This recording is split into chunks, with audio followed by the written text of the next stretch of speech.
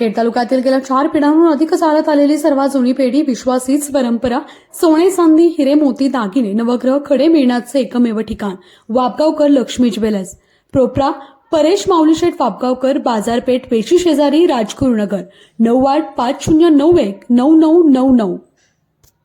Focus महाराष्ट्रामध्ये आपल्या सर्वांचं स्वागत आहे। आत्ता काही मिनिटांआधी राज्य निवडणूक आयोगाची पत्रकार परिषद झालेली आहे आणि आपल्या सर्वांना जी उत्कंठा होती, ज्याची घाई होती, ती पंचायत समिती आणि जिल्हा परिषदेच्या निवडणुका जाहीर झालेल्या आहेत। तब्बल 16 गण आणि 8 जिल्हा परिषद गटांसाठी या निवडणुका जाहीर झालेल्या आहेत। आता माझ्या मागे पाहत असताना आपण पंचायत समिती राजगुरुनगरच्या जवळ मी उभा आहे। या पंचायत समितीला गेली अनेक वर्ष कारभारी नव्हता, मात्र आता 7 फेब्रुवारीला दुपारनंतर या पंचायत समितीला कारभारी मिळणार आहेत। पंचायत समित्या पुन्हा हलायला सुरुवात होणार आहेत, पुन्हा त्या फायली वेगवेगळ्या टेबलांवर फिरणार आहेत, कारण आपल्याला आता विकास होणार अशी काही पद्धतीने शक्यता निर्माण झालेली आहे। आत्ता काही वेळाआधी ज्या तारखा जाहीर झालेल्या आहेत त्या मी आपल्याला सांगणार आहे। 16 ते 21 जानेवारी फॉर्म भरण्याचे दिवस आहेत, 5 दिवस आहेत। 16 ते 21 जानेवारी आपापल्या तालुक्याच्या मुख्य अधिकाऱ्याकडे हे फॉर्म भरण्यात येणार आहेत। त्याच्यानंतर 22 जानेवारीला सर्व अर्जांची छाननी आहे। छाननी 22 जानेवारीला, मी पुनश्च एकदा सांगतो, अर्ज माघार घेण्याची मुदत आहे 27 जानेवारी। 27 जानेवारीपर्यंत आपण अर्जांचे माघारी घेऊ शकतो। त्याच्यानंतर चिन्ह वाटप व अन्य अंतिम उमेदवारांची यादी जी आहे ती 27 जानेवारीला दुपारी 3 नंतर 3:30 नंतर जाहीर होणार आहे। 27 जानेवारीपासून मी पुनश्च एकदा सांगतो की 27 जानेवारीला दुपारी 3:30 नंतर चिन्ह वाटप होणार आहे। 5 फेब्रुवारीला सकाळी 7:30 वाजेपासून मतदान सुरू होणार आहे। नागरिक आपला लोकशाहीचा हक्क पुन्हा बजावणार आहेत आणि 7 फेब्रुवारीला सकाळी 10 वाजेपासून मतमोजणी होणार आहे। आपापल्या तालुक्याच्या मुख्य ठिकाणी या मतमोजण्या होणार आहेत। आता आपण जर तरच्या शक्यतांकडे वळणार आहोत। गेल्या काही काळात तालुक्यामध्ये, आपण खेड तालुक्यामध्ये अनेक वेगवेगळ्या घडामोडी पाहत आहात। तालुक्याचे एक नेते अतुल देशमुख यांनी शिंदे गटात प्रवेश केला।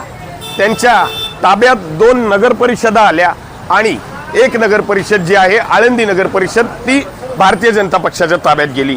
त्याच्यानंतर शरद बुट्टे पाटील जे अभ्यासू नेते मानले जातात, या अभ्यासू व्यक्तीने, अभ्यासू जिल्हा परिषद नेते शरद बुट्टे पाटील हे घड्याळात म्हणजे अजित पवारांच्या पक्षात प्रवेश करणार आहेत। येत्या काही काळात तालुक्याचे माजी आमदार दिलीप मोहिते पाटील हे भारतीय जनता पक्षात प्रवेश करणार आहेत, अशी सुद्धा शक्यता आत्ताच्या घडामोडीला आम्ही वर्तवत आहोत।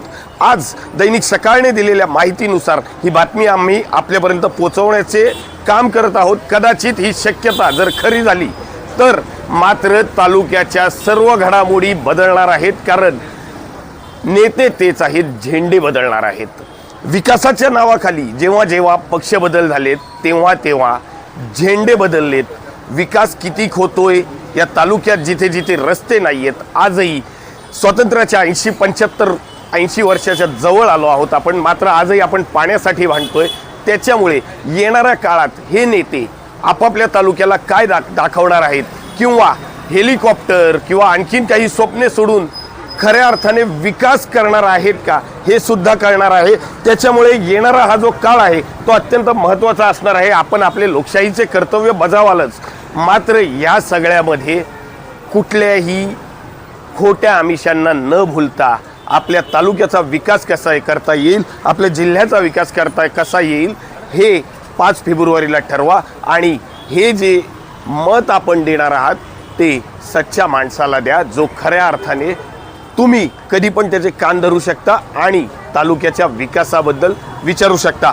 तर येणाऱ्या 5 फेब्रुवारीपर्यंत आम्ही आपल्याला सर्व घडामोडी पोहोचवणारच आहोत, मात्र येणाऱ्या 1 आठवड्यात घड्याळाचे काटे शरद बुट्टे पाटील पकडतात का, किंवा आमदार दिलीप मोहिते पाटील हा कमळ हाती घेणार का, हे सर्वात महत्त्वाचे आहे। हे आपण पाहणार आहोत।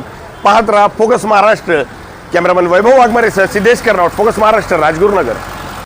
तुमचा यंदाच्या वर्षाचा पहिला सण फक्त आमच्या सोबत म्हणजे संगम कलेक्शन सोबत। गेली अनेक वर्ष तुमच्या सहवासात अनेक सण साजरे केल्यानंतर आता यंदा आपली मकर संक्रांत साजरी करूयात फक्त संगम कलेक्शन सोबत। तर नववर्ष आणि मकर संक्रांतीच्या शुभ प्रसंगी दिनांक 10 जानेवारी ते 16 जानेवारी पर्यंत दररोज दुपारी 4 ते सायंकाळी 8 पर्यंत सर्व महिला भगिनींसाठी हळदी कुंकवाचा प्रेमळ समारंभ फक्त संगम कलेक्शन सोबत. तरी सर्व महिला वर्गाने उपस्थित राहून आपला सण आणि आनंदाचे क्षण आमच्या सोबत साजरे करावेत ही विनंती.